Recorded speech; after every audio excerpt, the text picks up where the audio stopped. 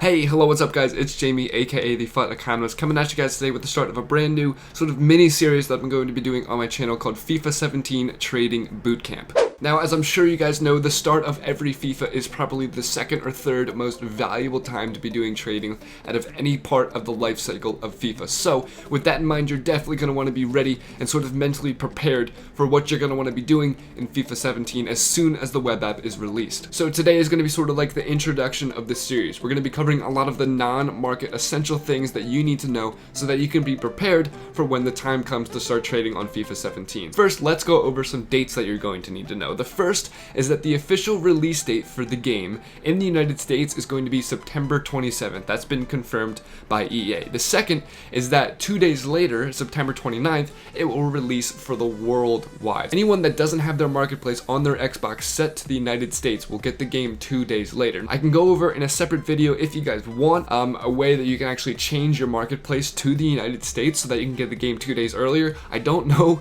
I think that might be against terms and services for Xbox and PS4, but it is possible. So if you guys do want to see that, just let me know. Now let's talk about some dates that haven't exactly been confirmed by EA, but we can make some pretty good estimations based on what's happened in previous years. The first date that we can speculate about is the early access date. So for those people that are paying the subscription for the monthly EA access sort of, deal that they have going there, can usually play the game 2 days early for 10 hours. So on the 25th of September, those people that have paid that subscription fee, it's about $3.99 a month if you do it yearly or $4.99 a month if you do it per month basis, will be able to play the game for 10 hours on the 25th of September. Another date that we can speculate about and is especially important to us as traders is the release of the web app. Now last year they released the web app 7 days before they did the full release in the United States, which would mean if that pattern holds up that the release date for the web app this year would be on the 20th of September. Now out of those two dates, that is probably the most speculative, which is why you should go right now and follow EA on Twitter. I will link their Twitter down in the description, but that's where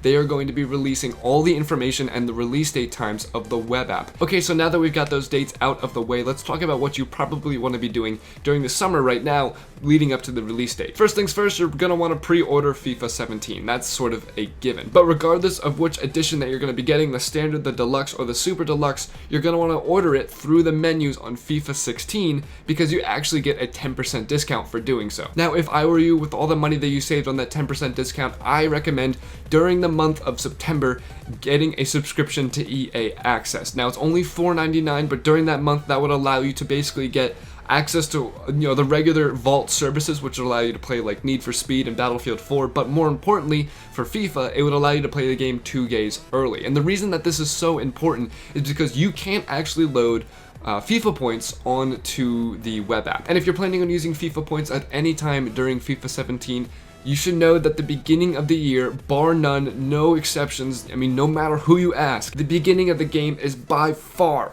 the best time to use FIFA points. This is because the prices of players are so ridiculously high at the beginning of the game, and you probably remember, seeing like Vincent Company, who now goes for like 2K, going at like 45K at the beginning of the game. There's no way to even come close to replicating the return on the investment that you get at the beginning of the game. And the reason that I say you should invest during the EA Access time is because if you're able to get coins during that EA Access time from the players that you get in the packs, then you're going to be able to turn around and invest your coins in players that based on their stats are going to rise in price. And if you stick with me, I will definitely be telling you guys which players to invest in, how I'm using my time, because I'm going to be, and as you should too, I'm going to be blocking out a pretty good amount of time each day to be trading the week leading up to the release of the game on the web app. Now, if you can't afford to get FIFA points, don't worry, but it also probably means that the EA Access probably isn't going to be worth it for you. But what you can do is you can still use trading methods on the first couple days of the game on the web app. With that in mind, you're definitely going to want to make sure that you're following YouTubers like myself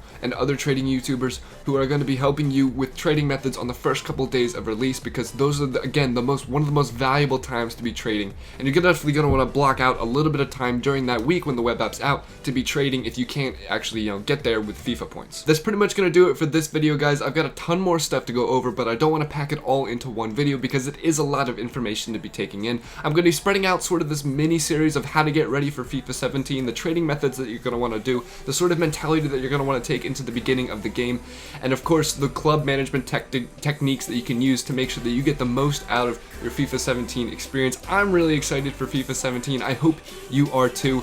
If you did like this video, I would really appreciate a like rating, but again, it's all up to you. You definitely don't have to do it if you don't want to. In fact, you could leave a dislike rating if you thought I did a terrible job at explaining things. But other than that, it's been Jamie, aka the Fun Economist. Keep your tripods full, stay rational, and I'll see you in the next video.